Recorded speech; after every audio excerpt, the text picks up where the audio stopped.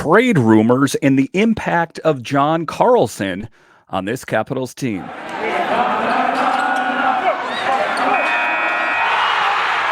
Your Locked On Capitals, your daily podcast on the Washington Capitals. Part of the Locked On Podcast Network, your team every day.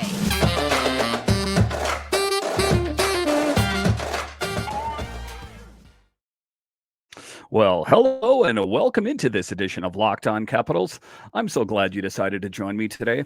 As always, this podcast is free and available on all the major platforms. And I want to thank you for making this your first listen or view of the day. Yes, this podcast is also available in video form, so head on over to YouTube and check it out. My name is Dan Holme. You can find me on Twitter. It's at DanCaps218. You can find the show on Twitter. It's at Locked On Caps. Today's episode is brought to you by FanDuel Sportsbook, official sportsbook of Locked On. Make every moment more. Visit FanDuel.com/Locked On today to get started. So in this episode of Locked On Capitals, we will talk about the trade targets that are out there, the rumors, possibilities of, kind of far-fetched players out there that could potentially come to the Capitals. Let's face it. If the Caps can turn around their fortunes and start winning, I think that Brian McClellan is going to be all in on this season and the Caps making a push. It's ultimately up to the Caps to determine their destiny. If they start winning, I think that Brian McClellan is going to be all in. And you can see this Caps team make a solid push. We'll talk about that in the show. Then we will talk about the impact of John Carlson on this team. As we know, he has been out since he took that slap shot of Dylan. And, what is the outcome and how long is he going to be out of the lineup and his true impact on this Caps team? And then we will talk about the road ahead in the games that are coming up this week. But just to get going here, talking about the Capitals and what lies ahead. As we know, this week they have two huge games against the Carolina Hurricanes, and then they have one against the Florida Panthers, who are playing a bit better as well. So they are going to have to be prepared to take down these teams on these games that mean the most. There's no time to backpedal. There's no time to sit back. They have to be engaged. They have to get on the board first. The Capitals always play better when they are playing from ahead. It's, pretty common among most teams in the NHL, but if the Caps can get on the board first, I think it puts them in a good position to do great things. But as we take a look at it, like I talked about off the top of the show, in yesterday's show, I talked about the possibility of the Capitals being sellers if they don't turn their things, the game around. If all of a sudden they start going on a long losing streak, or say they lose two of the games to the Hurricanes, or say they lose all three for some reason, then the Caps could be sellers. But what did we find this last weekend? That the Capitals were able to win a game that on paper they probably shouldn't have won. They beat the Bruins in Boston, the team with the best record in the NHL. They found a way to beat them. So it is within reason to believe that they could, in fact, take down the Carolina Hurricanes. They could take them down in both games. It is a potential.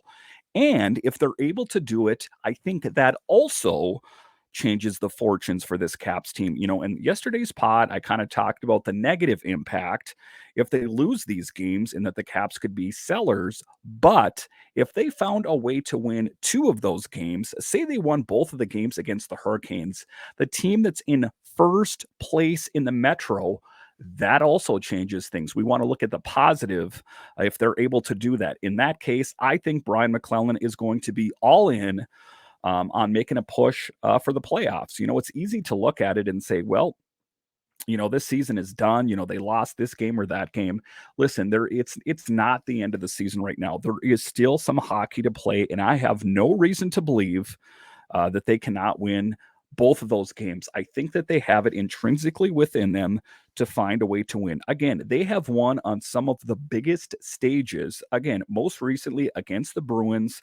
I ultimately think they do have what it takes to take them down. That was a statement win. Make no mistake about it.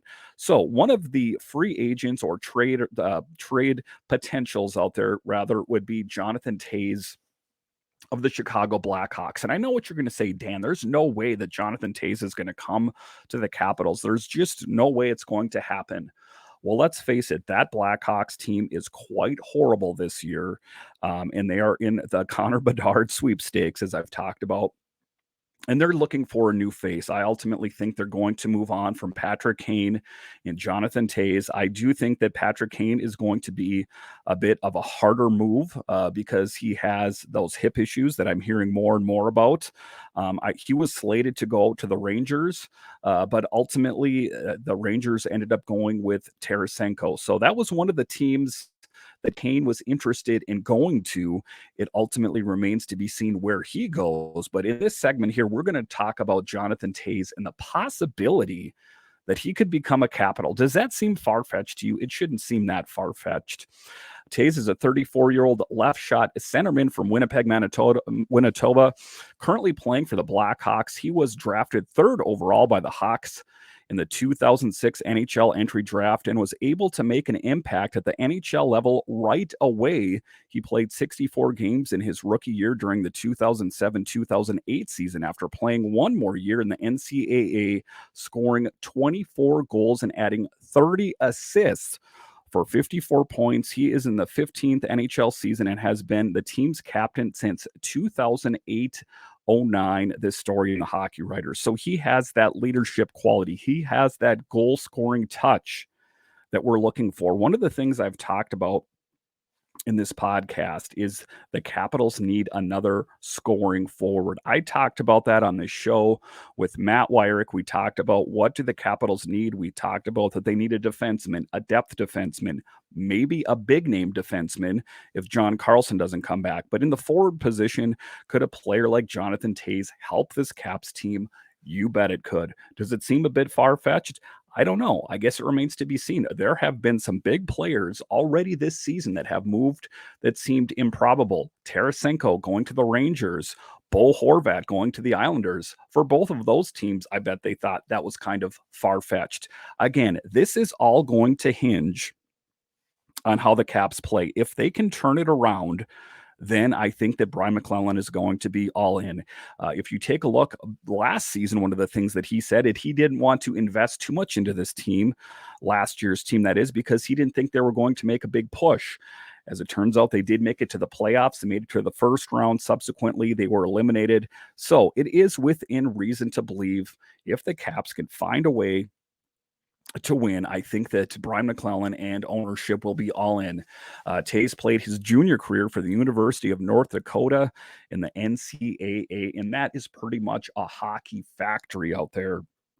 So many big names have come out of the University of North Dakota that it is not too surprising that that is where he spent his time.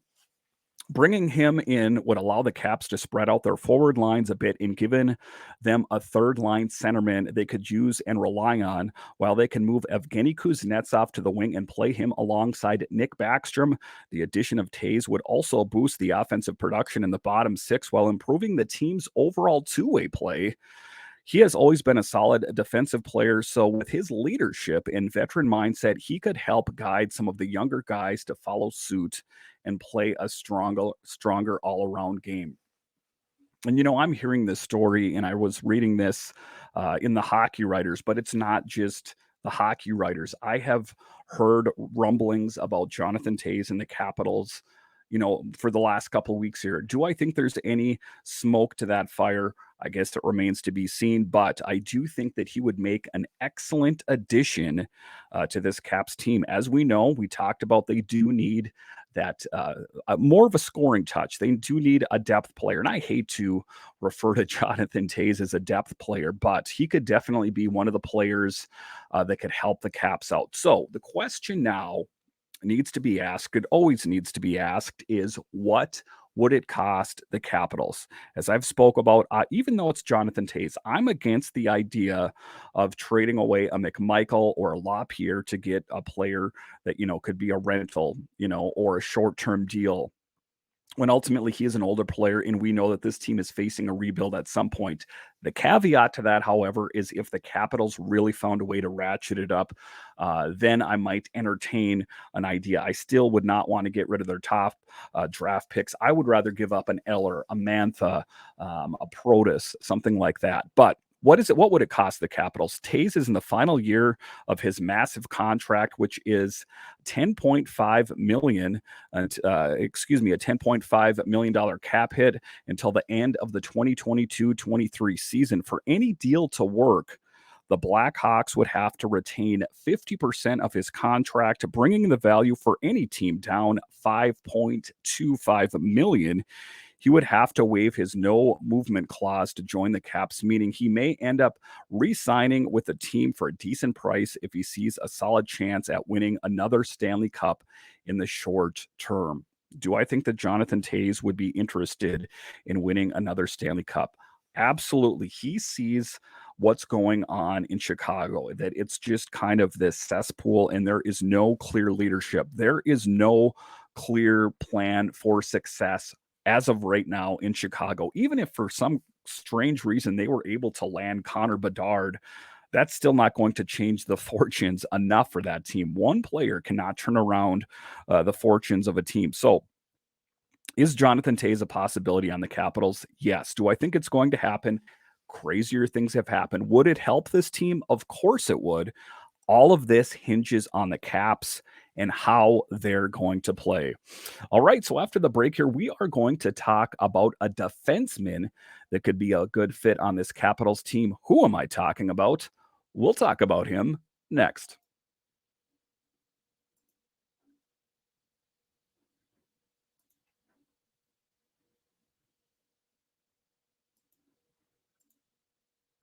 The midway point of the NBA season is here, and now is the perfect time to download FanDuel, America's #1 sportsbook, because new customers get a no-sweat first bet up to $1,000. That's bonus bets back if your first bet doesn't win. Just download the FanDuel Sportsbook app. It's safe, secure, and super easy to use. Then you can bet on everything from the money line to point scores and threes drained. Plus, FanDuel lets you combine your bets for a chance at a bigger payout with a same game parlay. And guys, even if you're not into betting, you could bet on an upcoming NBA game. It makes watching the games that much more exciting. So don't miss your chance to get your no sweat first bet up to $1,000 in bonus bets when you go to fanduel.com/locked on. That's fanduel.com/locked on to learn more. Make every moment more with FanDuel, an official sports betting partner of the NBA. All right, welcome back into this edition of Locked On Capitals, part of the Locked On Podcast Network, your team every day. In this next segment here, we are going to talk about a defenseman. Is there a defenseman out there that could help solidify the Caps blue line? As I've spoke ad nauseum on the show about, is the fact that John Carlson is the only Caps blue liner under contract after this season. So many questions abound. And we know John Carlson, that is the big elephant in the room. Is he going to come back this season? And if he is, in fact, when is that going to be? Is he going to come back in time to help this Capitals team make a push? If he comes back the last month of the season, is that going to help them? If they make it to the playoffs, sure, but say for some reason they don't make it to the playoffs, it's not really going to help out. So what are some of the things that we know is that he is supposed to be reevaluated, and we'll talk a little bit more about John Carlson in the latter segment of this show. But as of right now, being that we're talking about the blue line, is if he is in fact not going to come back until later this season or perhaps next season, I guess they're going to have to go out and seek another defenseman. And are there any options? As it turns out, there are. As we take a look out here and we see the options out there, is Dmitry Kulikov. And how could he benefit the Caps? Kulikov is a 32-year-old left shot defenseman from Russia, currently playing for the Ducks. As we know, the Ducks are having a horrible season. I mean, my heart goes out to the guy that covers Locked On Ducks. It is a tough team to watch. It is a tough team, I got to imagine, to cover. I'm sure that they're looking to move out some pieces. I'm sure that Dmitry Kulikov is looking for a way out of Anaheim. Make no mistake about it. He was drafted by the Florida Panthers in 2009 NHL entry draft in the first round at 14th overall During his rookie season, he scored 3 goals and 13 assists for 16 points through 68 games in the 09-10 season. He is in his 14th season in the NHL and has played for 7 different teams. This season with the Ducks, he has scored 2 goals and added 8 assists for 10 points through 52 games. He has played 857 games in his career, scoring 44 goals and adding 164 assists for 208 points. Do I think that he would be a good fit on the Caps? You better believe it. As we talked about, they do need added players on the blue line. We know that Gustafsson, we know that Van Riemsdyk, we know that Jensen, we know that Irwin, not all of these guys, Martin Feravari, they're not all going to be able to come back. Would adding Dmitry Kulikov to this team help them out, at least in the short term? Sure. Again, like I talked about in the previous segment, this all hinges on how the Capitals are going to play. If they can turn their fortunes around and start playing better, do I think it would help them out? Of course I would. So just taking a look at Kulikov, he is, a really great player. I do think that he would be a good defenseman. Again, he is probably looking for his way out of Anaheim. Kulikov spent his draft year playing in Quebec Major Junior Hockey League, while he played alongside a few familiar names, Mike Hoffman, Sean Couturier, and Chris DeMonico. His 57 games with the team, he scored 12 goals and added 50 assists for 62 points. He also has the opportunity to represent Russia at the World Junior Champions. So obviously, he brings a lot to the table. What would it cost the Capitals? That is the question. Kulikov is currently in the final year of a 2-year contract that expires at the conclusion of 2022-2023 season. It has a $2.25 million cap hit, which is very affordable for many teams, but will still see a bit of a struggle for the Caps to work with. There would likely have to be some retention on the Duck side in order to make the deal work. As a pending unrestricted free agent, he would end up being used as a rental that provides veteran leadership as the final push is made for a Stanley Cup. So his contract expires at the 22-23 season. So at the conclusion of this season, so he would be viewed as a rental. But, a potential, if he played well, he could be someone that could come in and bolster this team. Again, if they make a push, we know that the Caps need help on the blue line. It has been going along pretty well, all things considered this season. Could they use some help? Of course they could. Do I think that Dmitry Kulikov would be a good fit on this Caps team? You better believe it. So some of these names that you hear about out there, and just, there's already some movement going on. For example, to wrap up this segment here, just some movement going on around the NHL. Phoenix Copley, as we all know, who was a goalie in the Capitals organization for some time, is killing it out in LA playing for the Kings. He finally found his home. He signed a 1-year deal. I want to say it was for $1.9 million. And hats off goes to Phoenix Copley. I spoke about him last summer about ultimately there was no spot for him in the Capitals organization. There just was no spot for him here. So he ended up going out to LA as a backup, and I don't think that he was ever really worked into or planned to being in a starting role. I just think it's based on injury. But in his time there, he has done a great job and really helped out that LA Kings team. So again, like I've talked about in this podcast, if you kind of start to recount the different goalies that have left this team and gone on and done a great job, there are so many to count. You take a look at Samsonov, you take a look at Vanacek, take a look at Varlamov and Grubauer and Holtby when he was playing. So many of the goalies left the Caps and gone on to greater, bigger and better things. One of the things that's thought about out there is, did the Capitals have a good backup in Phoenix Copley, considering how he's playing in LA? Listen, you can't live your life in the rear view mirror. We didn't know what kind of goalie he was going to be on an everyday basis. We never really saw that kind of goalie when he was playing for the Caps. For whatever reason, a change of zip code did him well, and now he's playing well with the Kings. At the end of the day, we just need to be happy for Phoenix. He finally found a home in the NHL, not the AHL. So what's another one of the big players out there is Chikrin out there, and where is he going to end up? There's just so many different big names out there that are talked about getting moved around, and you're going to start to see some of these big names start to move here sooner or later. Are any of them on the Capitals' radar? I guess that remains to be seen. All right, so after the break here, we are going to talk about John Carlson, his contributions to the team, and we're also going to talk about the Capitals and where they are right now. Are they in a good position to make a push? And who are some of the standout players on this team? We'll talk about that next.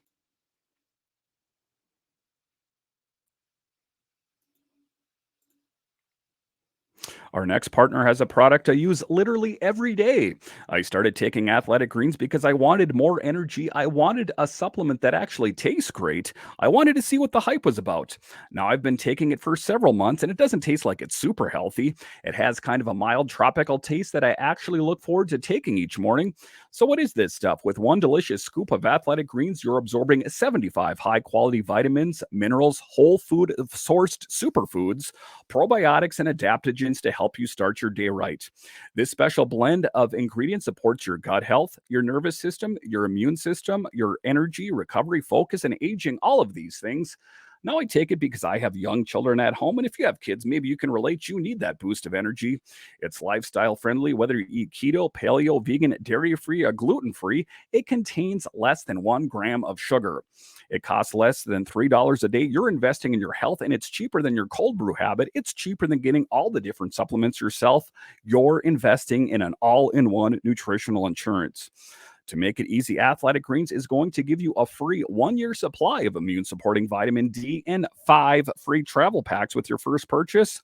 All you have to do is visit athleticgreens.com/NHL network. Again, that's athleticgreens.com/NHL network to take ownership over your health and pick up on the ultimate daily nutritional insurance.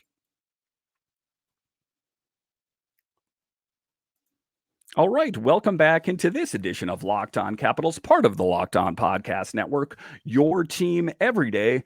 In this next segment here, we are going to kind of talk about the state of the Capitals and where they sit as they head towards the trade deadline. As we know, that's March 3rd. A bit of indecisiveness, a bit of a team that is struggling with an identity. Currently, the record is 27-20-6, eighth in the Eastern Conference. This story in The Athletic, where they stand, Washington's grasp on a playoff spot appears to be slipping out of its hand after a disastrous January torpedoed a sparkling 11-2-2 December. Ovi is the only Capitals player who's on pace for more than 20 goals this season. Their top end offensive weapons aren't as dangerous competitors like Pittsburgh, Florida, Buffalo, and now even the Islanders. Washington defends well and has solid, albeit unspectacular goaltending.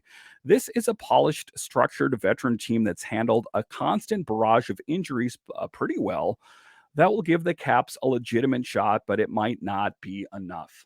And that's one of the things that we talked about. One of the things I talked about in this show is that Alex Ovechkin is the only one on pace to score more than 20 goals. Of those teams, if you take a look at Pittsburgh, Florida, Buffalo, and the Islanders, they have more depth scoring. They have scoring up and down the lines there. They don't just have Alex Ovechkin, scoring goals. They don't have their one big player on their team just scoring goals. They are getting it from multiple sources.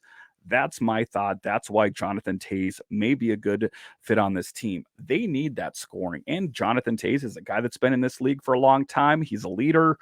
I think it could help. If it's not Jonathan Toews, there are other options that I've spoke of in the show that could help with the scoring, because as it stands right now, the Caps' hopes of making the playoffs are, a bit iffy.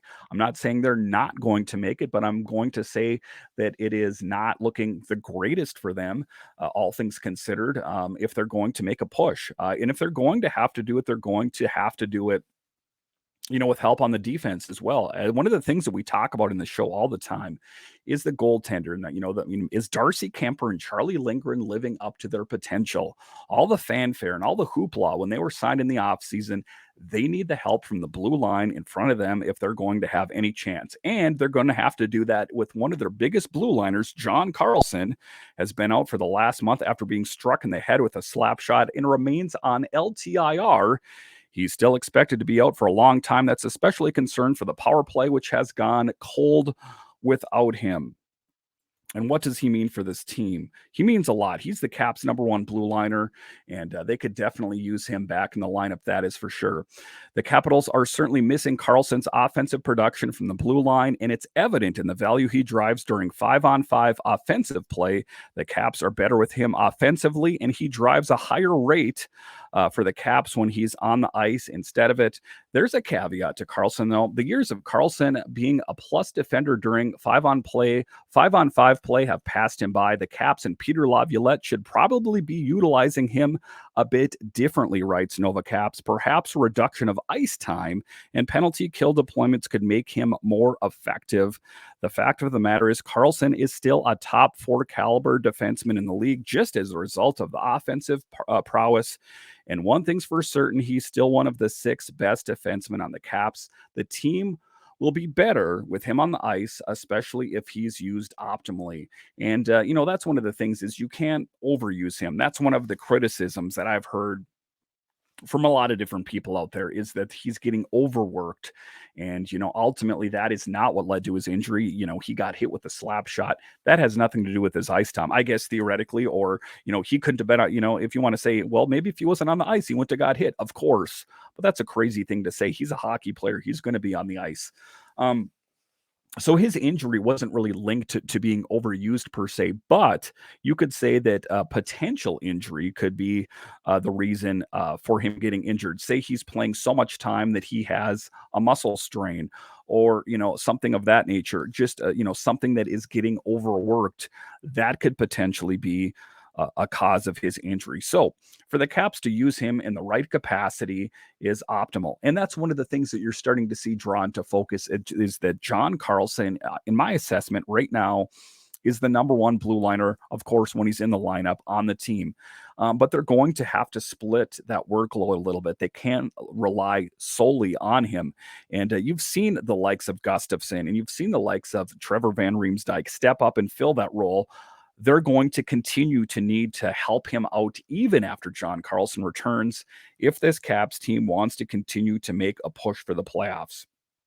The Caps face the Hurricanes Tuesday night. They play them on the weekend. There's the Florida Panthers in between there. These are big games. The Caps must win these games.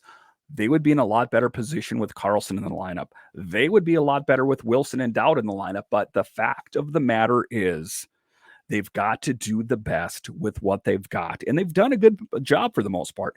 This is a Caps team that took down the Bruins without Wilson in there, without Carlson in there, without Dowd in there. They have it within them to do it. They've got to find a way to do it against the Hurricanes, against the Panthers, if they want to continue to keep rolling. The teams that are out there that were struggling are getting better. You take a look at the Islanders, a little bit lower in the standings, but, with the addition of Bo Horvat, if they tighten up the screws a little bit, they could give the Caps a run for their money. Same goes for Pittsburgh. If they go on a tear there, it's going to make it that much more difficult. You take a look at it, Carolina, New Jersey, and the Rangers, right? They're kind of running away with it at the top of the Metro. The Capitals are really going to have to keep their foot buried down to the floor and apply all pressures. There are no games taken for granted. They should not have viewed the San Jose Sharks game as, a trap game. They shouldn't have viewed it as an easy out, shall we say. They should have taken it more seriously because they could have used the points. They can use the points against the Hurricanes. They can use it against the Panthers and the weekend set or the weekend conclusion game, the Stadium Series. They can use that against Carolina as well. Those points, those Metro points mean the most. Let's hope for a big week, guys. I am not all doom and gloom. I'm just kind of talking about what happened over this past weekend. It's easy to ride a high, but then you got to get on the roller coaster as it goes down as well. The Caps have got to find a way to maintain, be more consistent, if that's going to be their keys to success.